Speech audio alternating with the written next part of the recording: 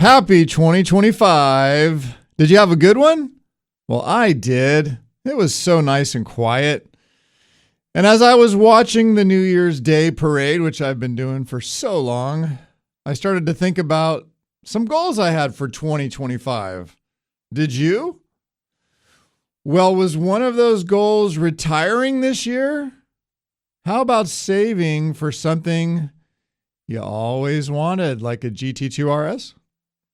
Well, how about losing a few pounds or getting more fit?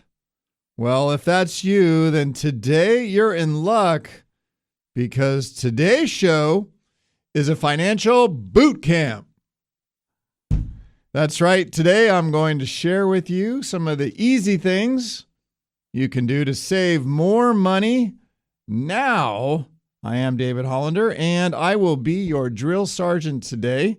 For those of you just joining us for the first time, welcome.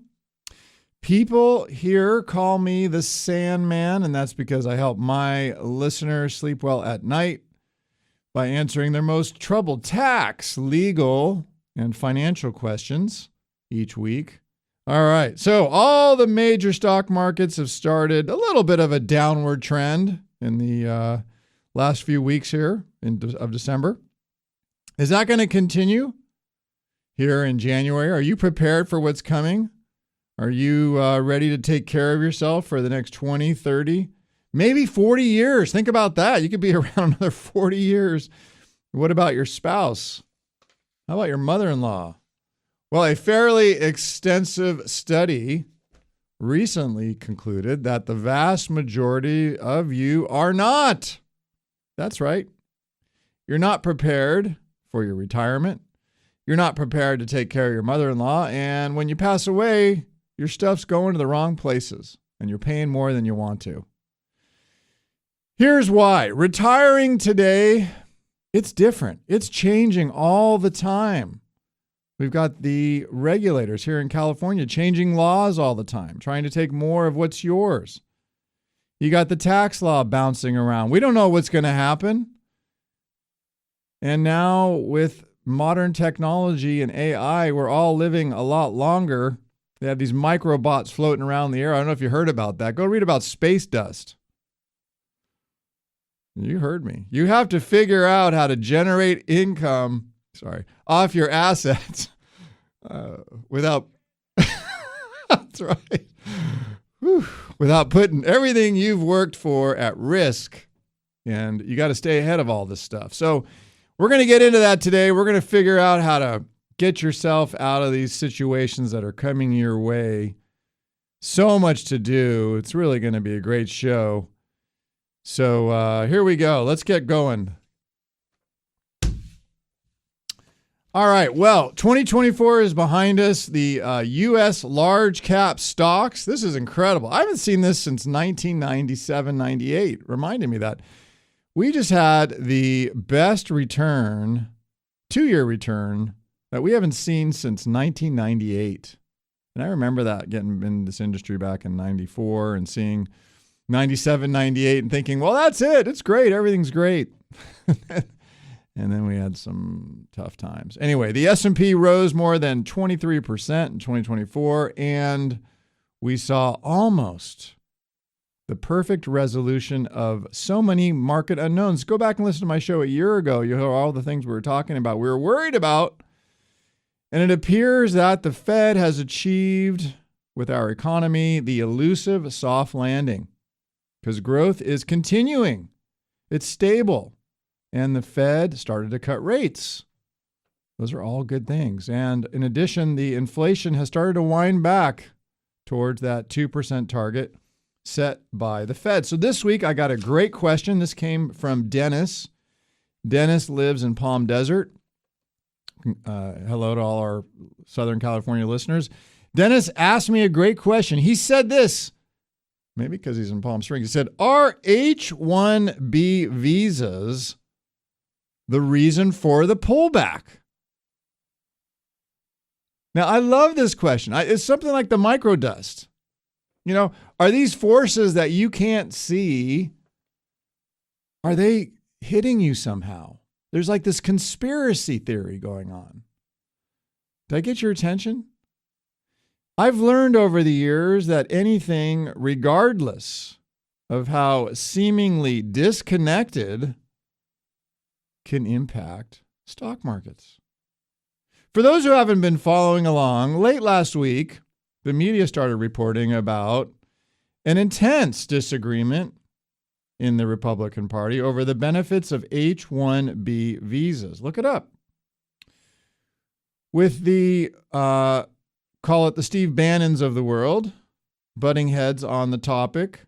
And then you've got the Dodge heads, Elon and Vivek, on the other side. For background, H-1B visas are non-immigrant visas for foreign nationals that have a bachelor's degree or higher and work in a specialty field like engineering. There are 85,000 of these visas granted annually, and they are used extensively by the tech industry. And notably, both Musk and Ramaswamy, I don't know if you know this, they both worked under these visas when they first came here to the U.S. So the fight has erupted as some of the Bannons in the Republican Party want to limit the issuance of these H-1B visas. Well, Musk and Ramaswamy pushed back hard against that and said that this creates great opportunities for America. So this is one example of the infighting that's going on. We watched it on Friday. I'm sure you saw it with the nomination of the speaker. I'll get to that in a minute. It's an example of the chaos and infighting that threatens to derail the pro-growth Republican agenda.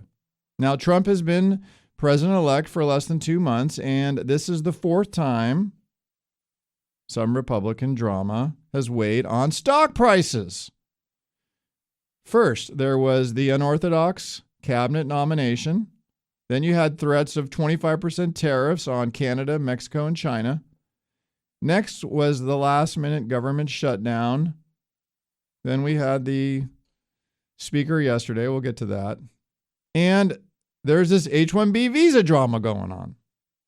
Why does this matter? Why should you care? Well, the Republicans have a minuscule majority in the House, as we saw yesterday, and a small majority in the Senate. And this drama is increasing concern that pro-growth initiatives could be derailed by the infighting. This affects stocks. The second reason is the tech industry. The tech industry has done phenomenally well. Values are at all-time highs. And yes, they benefit indirectly from H-1B visas. So it helps make the U.S. tech sector the destination for the world's best tech minds. And that gives the U.S. tech companies a huge competitive advantage over the rest of the world. So if you change that, if you reduce those H-1B visas, well, guess what? That's not good for tech. So that H-1B drama isn't going to end this bull market, Dennis. And I appreciate your question. It's not going to derail the tech leadership, but it's another reminder of what's going on out there in politics and how that can bump you up the ride a little bit. So as we start 2025, this is your check sheet of the things you need to look out for the next 6 weeks. Here we go. We had the speaker yesterday. Second round, Johnson elected. But if you watched it like I did, you saw there was a couple folks who were holding out there till the very end. One who just couldn't get off the fence. Finally got done. 2, the jobs report next Friday, January 10th. If the jobs report is strong, it's going to reduce rate cut expectations, and that will boost yields on bonds. If it's not, then okay, we'll be fine. More Goldilocks, good. 3rd, we got earnings season. That's going to start Monday, January 13th. And right now the consensus for the 25 earnings per share is close to 15%. So if we hear the Magnificent Seven beat their estimates then things continue to look pretty good. 4, the CPI. That's going to come out Wednesday, the 15th of January. It matters because the Fed guided to fewer rate cuts in 2025, meaning less lowering of rates, because of the bounce in inflation in December. If the CPI is below the expectation and confirms what the Fed's up to, well, that means the inflation will continue to fall back towards 2%. That means that the rates could continue to go down. And so we'll know that by the Fed decision. Next date you need to look out for, January 29th. That's when the Fed meets. So it's a brand new year. Take a big gulp of that ritual coffee, get something to write with, and get ready to become clear, because when we come back, I've got so much to share with you. This is David Hollander. I'll be your platoon sergeant this month, and we'll be right back.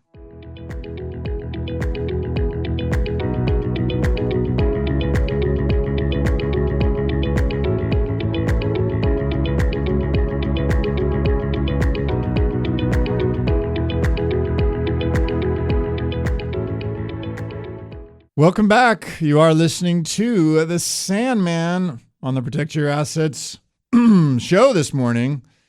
Was one of your New Year's resolutions to make some big changes to your life in a positive way in 2025? Well, how about saving some more money? Well, if the answer is yes, then you're going to want to listen to our entire show today, as I've put together our Bootcamp 101 for 2025 to help you get on the right financial track as you ring in the new year. But first, I have a question. John from Tiburon, apparently his mom just turned 87. You see, she lives alone and she's needing him to help her more often now. He's worried she may fall or have a stroke one night and that she won't be able to get some help. So she owns a property in Noe Valley. John's over there in Tiburon, so he's not too far away. He needs some help figuring out their options before it's too late. So, John, the first thing you should do is call 866-PROTECT. My guys are here right now. You can talk to Phil this morning.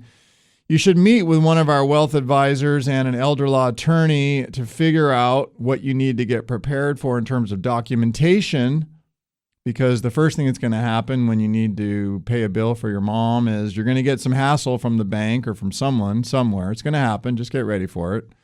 And so if you have your paperwork in order, like a financial power of attorney, or maybe you set up the accounts properly, then you'll be able to access capital to pay people to help your mom. So that's the first thing that's real easy that you could get out of the way right now.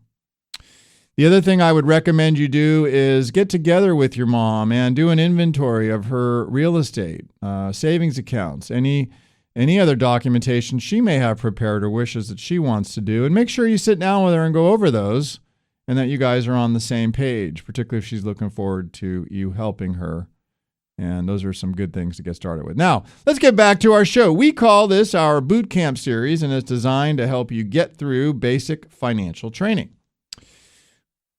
I know it's Saturday. I know it's just after the first week after New Year's. You had a great night. But now 2025 is starting and it's a brand new year. So let's do something, shall we? Are you ready? Let's go. All right. The first thing I'd like you to think about is this when it comes to your money.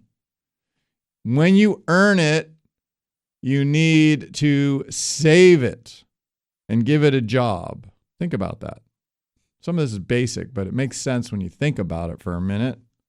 What do I mean? Well, you know you're going to have expenses each and every month. They're going to come. But before you pay any of those, you pay yourself first. And that's important because a lot of you don't do that. You just don't. And so I recommend that if you run your own business, for instance, instead of just paying all the bills and trying to save something at the end of the year when your accountant tells you to do it, right? Stop that right now. This is where you take control. What I'd like you to do is I want you to look at how much your gross income for the business was in 2024. I want you to Monday or even today, some banks are open right now. You can open up an account online right now. And what I want you to do is take 10% of that gross revenue, and I want you to stick it in that account for you. That's going to be your savings account. And I would like you to find an interest rate of at least 4%. They're out there right now, just on liquid cash accounts. You can get over 4% right now. And so I would say take that 10% and stick it in there. Okay. Now, there's another one you're probably not doing are taxes. So look at that same gross number. Take 5% of that. Again, gross of December 24 earnings. And you stick that in another account. You'll call that your tax account. And you'll stick that money there. If you don't own your own business, maybe you work for somebody else, then similar concept. On Monday, I'd like you to open up your 401k. If you have a 401k already, good. If you can do a Roth, good. Open the Roth IRA on Monday and try to contribute 5% of your gross pay to that account and work your way up to 10%. That's your goal, but 5% is a starter and you can do that. Try it. Then you pay your taxes. They talk about property taxes, mortgage, food bill, utilities, car payment. That's the order, okay? And if you find you're running out of money, well, maybe you need to make some adjustments. Next, we're going to talk about number 2. You got to make your big ticket items more manageable. What do I mean by that? Well, you know as well as I do that your property taxes aren't due until April 10th to be exact. You just paid your December 10th payment most likely. And those are big ones. They come out of nowhere and they're big and you're like, well, what is this for? So let me give you an example. Let's say you have a home or a car and you have insurance. Those premiums are due every 6 months. Let's say it's $1,600. With rule number 2, you have $1,000 in your checking account and you do some quick, almost always faulty math in your head. And you remember your cable bill is due in 2 days. It's $100. The refrigerator's empty, $150. The car payment's due next week, $400. Gas bill needs to be paid by Friday, $120. Total bills in your head, $770. You think, oh, I got some money. I had $1,000 sitting in there. I got $230. Go out and you buy that pair of shorts because they feel so good and look so nice. Well, your insurance bill comes due and you owe them $1,600. So you stress out. You put it on your credit card. You dig a little deeper hole there. Rituals just kicked in, right? You see the problem. Mm-hmm. But you make plenty of money. But it doesn't matter. I've seen this with everyone. It doesn't matter how much you make. Believe it or not, it doesn't matter how much you have saved in the bank. Everyone has the same problem. So look ahead 6 months, plot it out in your plan. You now know the insurance premium's coming. You know it's going to be $1,600. So you budget $150 per month into your insurance category or savings account or whatever you want to call it, just like I just did with taxes and saving for yourself. And then when that day rolls around, you've got it. You pay it. That crazy month that would have sent you into complete and utter panic feels pretty normal. Kind of boring, actually. You didn't feel it. Nice job. I know, taking action right now at 8 o'clock in the morning on the first Saturday of the year, it's tough. But if you don't do it, who's going to do it for you? Well, I can help. Call me right now and I'll give you my Bootcamp survival kit absolutely free. Over the last 30 years, we've worked with thousands of families. Don't learn the hard lessons on your own. Pick up the phone right now and dial 866-PROTECT to get your very own Bootcamp survival kit. That's right. After all, isn't this the best time to do something? You bet it is. Call me right now. 866-PROTECT. We're right here on a Saturday answering the phone. 866-776-8328. Get your free retirement Bootcamp survival kit, 866-PROTECT. Coming up next, it's time for our popular They Say segment, where they say you have to have a certain number saved to retire. Is that really true? Find out. There's so much more to come. You are listening to the Sandman on the Protect Your Assets show. We'll be right back.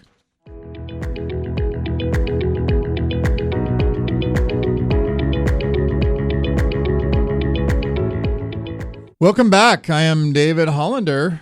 People around here, they call me the Sandman, and that's because I help you protect more of what's yours. Get in front of these changing laws, taxes, some big changes coming in 2025. Are you ready? Well, January is typically the time people make and try to keep their New Year's resolutions. So if you made a financial New Year's resolution to get your financial act in shape, whether it's buying a new home, saving more for retirement, buying that special purchase, well, then today's show is just for you. This entire month of January, we are going through our full Bootcamp series each Saturday, and this is our basic training, Bootcamp 101, where we teach you some basics on how to save some more money. Next week, we're going to get into taxes. Now it's time for one of our fan favorite parts of the show. This is our They Say segment, where we debunk common myths, half-truths, and sometimes just bad advice that they say. All right, so here's one they say. They say that you need a certain number in your 401k in order to retire. Is that true? Actually, no, it's not. The truth is, no matter how much you have, you're most likely going to find a way to spend it. Because let's face it, once you retire, every day is like a Saturday. So that thought process, well, I found it doesn't really work.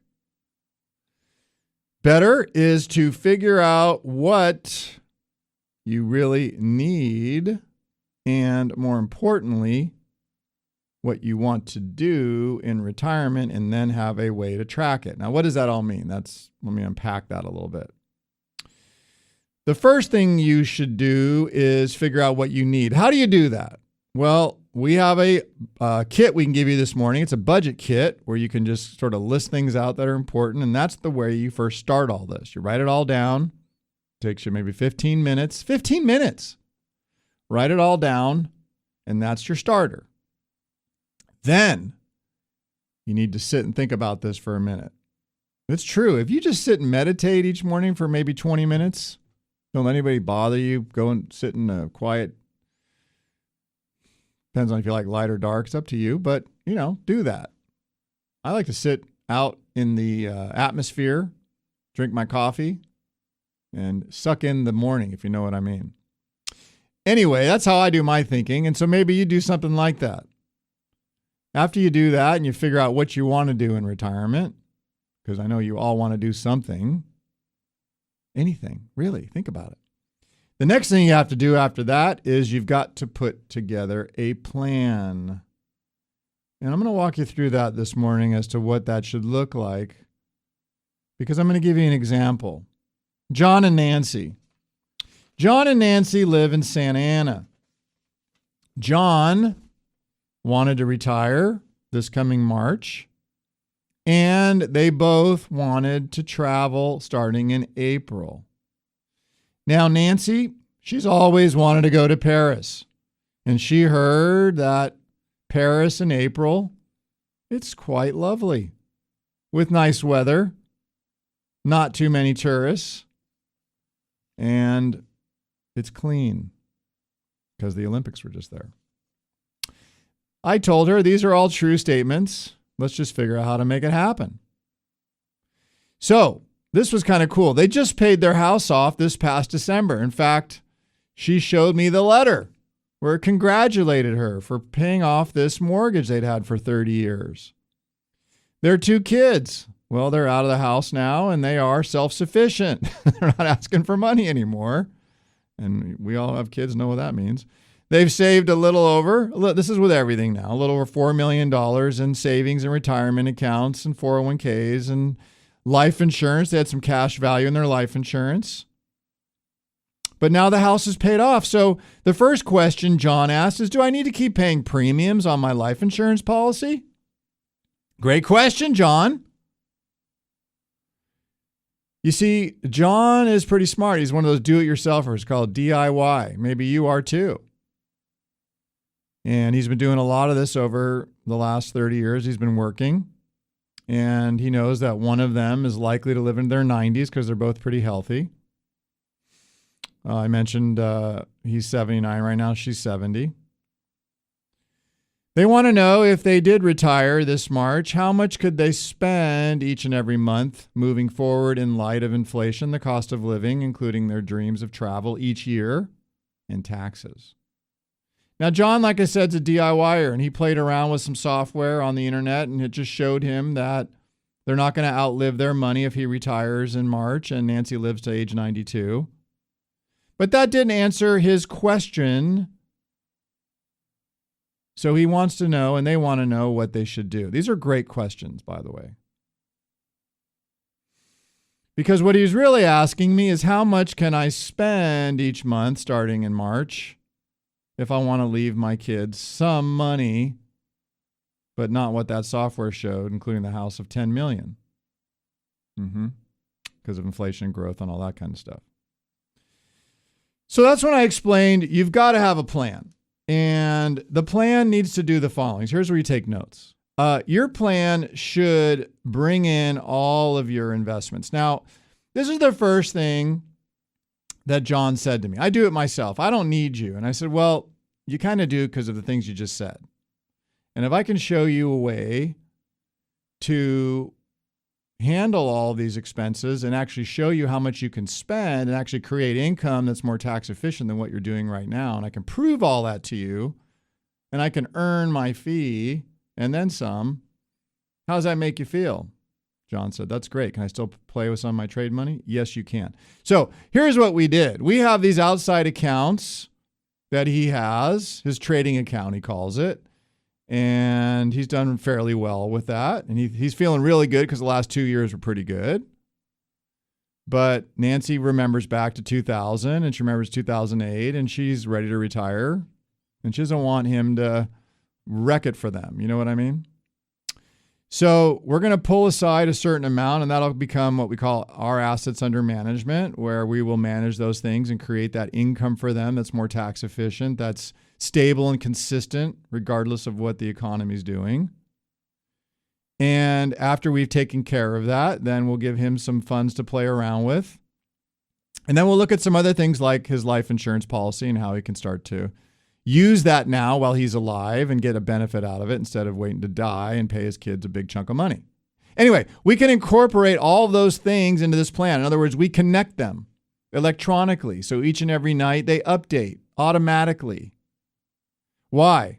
Because the data, the information, the 1099s that are going to flow off of those are important. Why? Because you're going to pay taxes on that. And in 2028, when Nancy is 73, all of a sudden their RMDs go from $68,000 to $145,000 a year. And according to this, they're going to have $47,964 more than they need. And guess what? They're going to pay taxes on that. Is that good? Depends how you look at it. Are you like John right now, or maybe Nancy, and you're wondering if you can retire in March? Well, if you feel like John or Nancy does, then this is what you should do. Pick up the phone and call me right now. We're right here, live, ready to talk to you and help you with this. If you're serious, again, if you're serious about this, if you don't know how much you can spend, I mean really spend and not run out of money before you die, for another 30 years with confidence, then you need to pick up the phone. We can Zoom too, by the way. So call this number and find out how to get started. 866-PROTECT. I'll send you that budget check sheet. 866-PROTECT to get you started on your path. It's your money. It's 866-PROTECT. Your property taxes just went up. Did you know that? Find out how to make them much lower. You're listening to the Protect Your Assets show on the Protect Your Assets radio network. We'll be right back.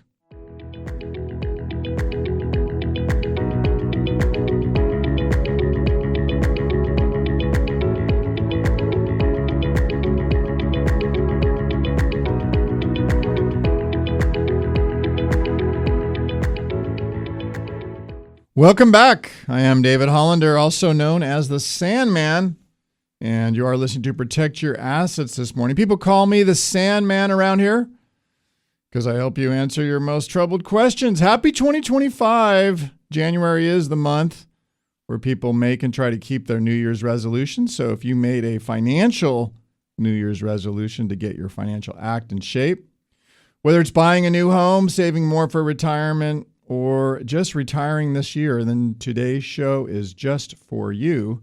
We got a caller. We got Max in Oakland. Good morning, Max. Hey, good morning, David. Thanks for taking my call. You're welcome. How are you? I'm okay. I initially was going to call about being up here in the Oakland Hills in the high fire danger area and the effect of my homeowner's insurance. But you did mention in the last segment you were going to talk about some strategies for reducing your property taxes, and I actually had one which has been working the last 2 years, and if I could share it. Well, let me get with this. Ask me about the fire insurance first. Let's start with that because I'm talking about something specifically a little different when it comes to property taxes and your kids. But anyway, go ahead. What was your question on fire insurance? We've been living here for 4 years. The first 3 years I had a good policy with through Berkshire Hathaway, and then I got the notice that they were canceling. Okay. They were not writing anymore. Yeah. So found another policy and went through a bunch of shenanigans with them. But anyway, I finally got that in place. But it's still extremely high. And I know they're only going to get higher, those rates, and it's going to be harder to even get coverage, even though California has passed some kind of regulation which is going to force the insurance companies to cover a little bit more than they have or right, but they're free to raise their rates. So anyway, my question is that combined with my high property taxes, as we've only been here for 4 years, I wanted your advice. I'm seriously thinking of getting out of here, of selling this spring, and just maybe renting for a while until we figure out where to move to. Because with the savings from the property taxes and the homeowners insurance, I can kick in another $1,000 and we can rent a nice little house where we want to live. Yeah, not a bad idea. But first and foremost, let me ask you, on your home insurance, have you broken it out into different policies? Meaning, do you have one for fire, one for flood, or is it one policy? I don't have a flood one, but I have a earthquake. Like it's with a subsidiary of Allstate, so it's I think there's earthquake is a separate policy with someone else. Yeah. And then fire and liability and regular homeowners insurance is with this, Allstate subsidiary. Southern entity. Okay, gotcha. That's the first thing I usually recommend is take a look right now. Particularly, I've had a lot of clients, a lot of people calling us who are getting dropped like you. No surprise there. They're pulling out of California for all the reasons that we've heard about. But there's a way, like it sounds like you're doing, where you can break up the policies in different pieces, and when you combine those pieces, actually can reduce your premium. So that's one way to go. And if you're not sure you're getting the best benefit there, we can refer you out to somebody I know who's in Santa Rosa, does a pretty good job at figuring this stuff out. So happy to make that referral. Second thing you brought up was you bought your house about 4 years ago. Were you in California when you bought that house, or did you come from another state? No, I was in California, but I was a renter for 15 years. Okay. And then we finally were able to purchase the home. Okay. So what I'd encourage you to do, I'm about to throw this out there on the internet. Are you over 55? Yeah. Okay, yeah. Great. All right. Max, here's what I'm going to do. I'm going to go off because we got to wrap up here, but I'm going to give you a website to check out and read about, which will help you if you do sell that to maintain that cost basis for a bit. So hold on a second. I'll be right with that. All right. Thank you for calling in. All right. So let me wish them happy birthdays real quick, and then we'll jump to that. Happy birthday, Tim DeRuiter, Bob Davis, Sandy Dole, Bev Morgan, Cindy Myers, Kurt Pansegrau, Carmen Deutschman, Rick McHale, Don Harold. Happy birthday, you guys. All right, let's get into what we were just talking about. First of all, write this website down. boe.ca.gov/prop19. Again, www.boe.boardofequalization.ca.california.gov/prop19. If you're over 55, you need to go to that website and you need to read the FAQ section pretty quickly. That's for what Max was just talking about, how you transfer your basis around and the time limits involved in doing that because you want to preserve that max. How about if you're leaving that piece of real estate to your kids? This is what I'm talking about. This is when taxes go up. Here's how this works. Let's say you bought a property back in San Anselmo in 1986 for $210,000. Your county tax right now is about $5,000 a year. The home's worth $3.4 million. And your trust says your kids get the house when you and your wife die. One of your kids would really like to keep the house in the family. What will the new county tax rate cost your kids when they get the property? Because the trust says so. It's going to be approximately $30,000, not $5,000. Will your trust you did all those years ago protect your kids from this new tax? No. I know this sounds unfair or maybe even alien, but realize this, as Max just stated, the counties need money in California and they're coming after your most valuable asset. The key to protecting your equity is to make a plan. And if you don't do a plan, then you're exposed. 866-PROTECT. That's the number right now to get your plan. 866-PROTECT. Call and talk to Phil or Lucas. 866-PROTECT. Big thanks to the team. Great show today, because without my team, I'm just another pretty voice on the radio. You've been listening to the Protect Your Assets show. I am David Hollander, the Sandman. Go out and make the rest of your life the best of your life.